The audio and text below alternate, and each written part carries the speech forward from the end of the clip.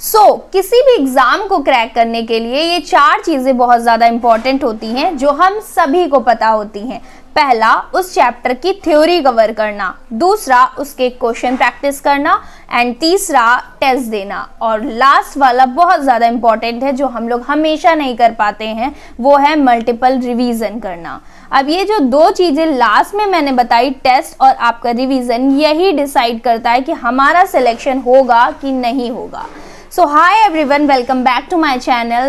Now I am going to tell you in this video what's my last 100 days plan. तो अब आपके पास बचे हैं केवल और केवल 120 दिन। अब 120 दिन में आप खुद सोचो, क्या आप 120 दिन लगातार बैठ के पढ़ पाते हो? मतलब 120 दिन पढ़ ही पाओगे? कुछ अदर चीज़ें नहीं हो पाएंगी, मतलब बीमार पड़ना, कहीं जाना या अदर जो भी चीज़ें हैं वो सारी की सारी नहीं होंगी। ये बात का आपको कंफर्म है? ऐसा नहीं होगा ना। तो इसलिए 120 दिन में से मैंने केवल 100 दिन ही निकाले हैं, 20 दिन को मैंने साइड कर दिया। अब वो तो डिपेंड करता है ना कि मान लो मेरे पास जो वो लास्ट के 20 दिन बचे हैं वो बचे ही रह गए, मेरा अदर कुछ नहीं हुआ या एडजस्ट हो गया, सब कुछ हो गया, तो उन 20 दिन में जो मेरे डिलीटेड चैप्टर्स हैं उनका माइंड मैप मैं करूँगी और उनकी जितनी भी थ्योरी है वो करूँगी, और जो मुझे चैप्टर मैंने नहीं पढ़ा एक बार उनको भी ऊपर से देख लूँगी। बहुत सारी चीज़ें करने को हैं, रिवीजन करने को है, या जो इम्पोर्टेंट टॉपिक हैं उनको एक बार देखने को है। मतलब 20 दिन तो आपके ऐसे ही चले जाएंगे, 20 दिन में आप कुछ एक्स्ट्रा नहीं पढ़ पाओगे कि मैं कुछ नया पढ़ लूँ। इसीलिए मैंने सिर्फ 100 दिन ही रखे कि 100 दिन में ही अपना चैप्टर कंप्लीट हो जाए, रिवीजन भी उसी 100 दिन में हो जाए, उसी में टेस्ट भी हो जाए। Third most important thing, identify your source. आपको कहाँ से पढ़ना है तो अभी आप डिसाइड कर लो, बिकॉज 100 दिन है, आप उसमें एक्सपेरिमेंट करने नहीं बैठ जाओगे कि मैं यहाँ से पढ़ूँ, वहाँ से पढ़ूँ, कहाँ से पढ़ूँ। वो जो डाउट है कहाँ से पढ़ने वाला, वो आपको ही क्लियर करना है कि आप कहाँ से पढ़ सकते हो, आपको क्या ठीक लगता है, आपके पास इस टाइम क्या अवेलेबल है। तो सोर्स आइडेंटिफाई करना बहुत ज़्यादा ज़रूरी होता है। Fourth important thing, find your exam level. अब जैसे हम लोग कहते हैं ना कि NEET questions is equal to AIIMS nursing question, is this right? हाँ सही है, बट 50-50 चांसेस हैं।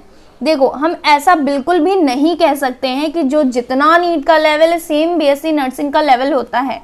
आप 2024 का पेपर देखो जाके, आपको लगता है वो बिल्कुल नीट लेवल का है। एक बार फिजिक्स आप बोल सकते हो, बट केमिस्ट्री और बायो मुझे नहीं लगता कि वो नीट लेवल की है। हाँ, तुमको सब कुछ तो आना ही चाहिए, चाहे वो नीट में प्रिपरेशन कर रहे हो चाहे एम्स नर्सिंग के लिए, वो सारी चीज़ें आनी चाहिए। बट जो क्वेश्चन पूछने का तरीका होता है वो नीट में अलग होता है और इसमें अलग होता है, बस कुछ ही चीज़ें मैच करती हैं। इसीलिए हम बोलते हैं कि हम जब नीट लेवल का पढ़ेंगे तो हमारा ये एम्स नर्सिंग ईजिली हो जाएगा, बस यही रीज़न है कहने का। देखो, एनसीईआरटी जो होती है वो उसमें भी आती है, इसमें भी आती है, कुछ अलग नहीं आता। बस क्या होता है कि क्वेश्चन पूछने का तरीका अलग होता है, टॉपिक भी सेम होते हैं। जो टॉपिक नीट में पूछे जाते हैं वही नर्सिंग में ही पूछे जाते हैं। बस अगेन मैं बोल रही हूँ, लैंग्वेज का फ़र्क होता है और क्वेश्चन पूछने का तरीका थोड़ा बहुत अलग होता है। बिकॉज टाइमिंग हमारे पास इधर कम रहती है, नीट में ज़्यादा मिलती है, क्वेश्चंस ज़्यादा होते हैं, बहुत सारा डिफरेंस आ जाता है नीट और नर्सिंग के एग्ज़ाम का लेवल, मतलब अगर चेक करो तो इसलिए पहले तो आप अपना आइडेंटिफाई करो कि आपका लेवल कहाँ पर है। एग्ज़ाम लेवल अब पता कर लिया, अब अपना लेवल चेक करो कि आप कहाँ पर हो। आप 0 लेवल पर हो कि मॉडरेट हो कि आप नीट ड्रॉप पर हो। ये 3 चीज़ें फाइंड करना बहुत ज़्यादा ज़रूरी होता है।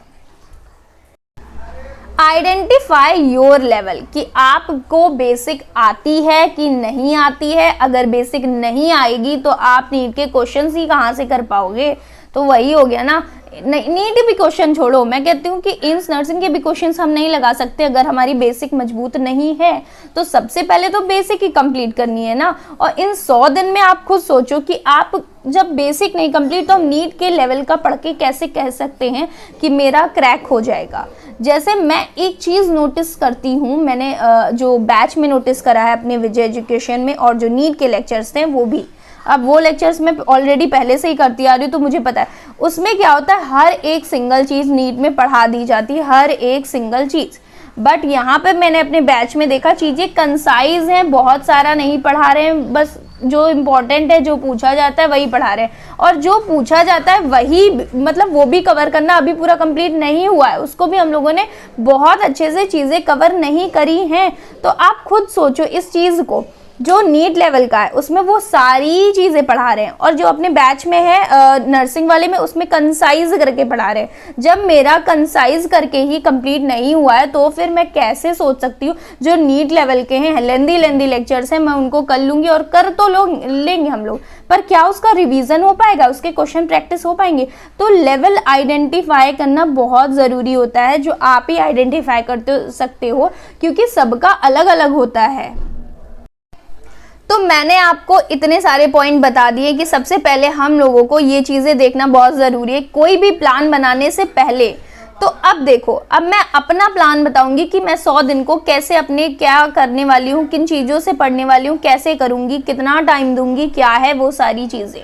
देखो, पहली चीज़, एक चीज़ मैं क्लियर कर दूं, ये मैं अपने हिसाब से बनाई हूँ, मतलब अपने हिसाब से क्या, इसमें मैंने वैसे कोशिश करी कि जिनका थ्योरी नहीं कवर हुआ है या जिनको लेक्चर करना है, क्वेश्चन प्रैक्टिस करना है, वो कहाँ से कर सकते हैं, मैं एक आइडिया दिए दे रही हूँ, क्योंकि मैंने देखा, चेक किया, सब कुछ करा है, तभी मैं ये चीज़ बता रही हूँ कि कौन सा इस टाइम हम किससे पढ़ सकते हैं, क्या है। मैंने जो अपना पर्सनली बताऊँ, मैंने 3 लोगों को, मतलब 3 लोगों की हेल्प ली है। वो 3 लोग कौन है? विजय एजुकेशन है, जीएस प्लैनेट है, नर्सिंग टू नॉर्सेट है। इन 3 बैच की हेल्प लूँगी और इन तीनों से ही पढ़ूंगी, जो इनकी यूट्यूब पर कंटेंट है और जो इनके बैच में कंटेंट है। अब सबको एक साथ पढ़ना तो पॉसिबल नहीं है ना, कि हम कह रहे हैं कि सबकी थ्योरी मैं पढ़ रही हूँ, ऐसा कुछ नहीं मैंने बोला। सबकी मैं क्या क्या पढ़ूंगी वो चीज़ बताती हूँ। सबसे पहले विजय एजुकेशन की मैं थ्योरी और उनकी यूट्यूब की क्वेश्चन प्रैक्टिस और उनके टेस्ट, ये 3 चीज़ें मैं उनकी यूज़ करने वाली हूँ, बहुत अच्छे से करूँगी। अब बात करते हैं जीएस प्लैनेट के मैं सिर्फ क्वेश्चन प्रैक्टिस ही करूँगी, जो उनके यूट्यूब पर हैं उनकी हेल्प लूँगी मैं, बस। उसके अलावा मुझे उनकी थ्योरी नहीं पढ़नी है, कुछ भी नहीं करना है।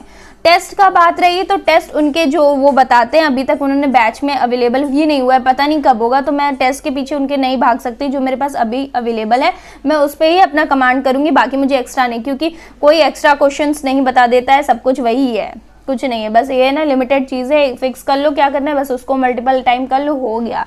10 चीज़ें करने की कोई ज़रूरत नहीं, तो मैं उनके टेस्ट के पीछे नहीं भागूंगी। अब तीसरा है आपका नर्सिंग टू नॉर्सेट, जिनका मैं जीके और टेस्ट यूज़ करूंगी। तो मैंने बता दिया ना, इन 3 चीज़ें, जो 3 बैच मैंने बताया, इनकी मैं क्या क्या बता दिया कि मैं क्या क्या यूज़ करूंगी इन 3 बैचेस से। तो अब आपको आइडेंटिफाई करना है अपना सोर्स, की आप कहाँ से पढ़ोगे, आपके पास क्या अवेलेबल है। जैसे नीट की बात करें तो इस टाइम मेरे पास बैच भी है, मैंने ले रखा था पहले 2025 के लिए, अपने प्रिपरेशन के लिए, तो मेरे पास नीट का भी बैच है। बट मैं इस टाइम नीट का नहीं पढ़ूंगी, बिकॉज मुझे ऐसा लगता है मैं वो 2 साल से तो पढ़ ही ली हूँ।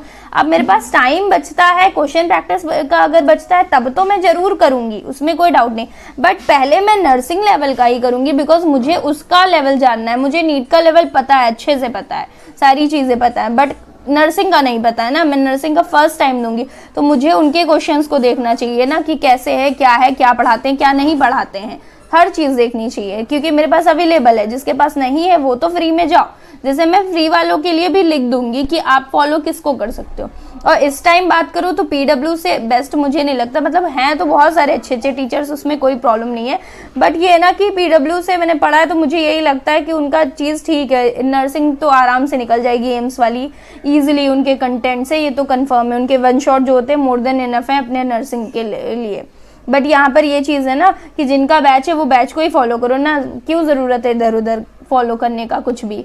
तो इसीलिए मैंने अपना ये बता दिया। अब जो मैं प्लान बना रही हूँ उसमें मैंने वो तो मेरे हिसाब से भी है, लेकिन मैंने बताया ना कि मैंने उसमें टारगेट कर दिया है उन लोगों को भी जिनका थ्योरी नहीं है, क्वेश्चन नहीं है, सब कुछ। और कहाँ से करोगे ये सारी चीज़ें बताई हैं, प्लस उसके साथ साथ मैंने ये भी टाइमिंग भी लिख दूंगी कि वो कितने घंटे का लेक्चर है, कहाँ से आप कर सकते हो, ये वाले क्वेश्चंस कर लो, ये कर लो। देखो, जितना मैं बताऊंगी इससे एक्स्ट्रा आप कुछ कर ही नहीं पाओगे।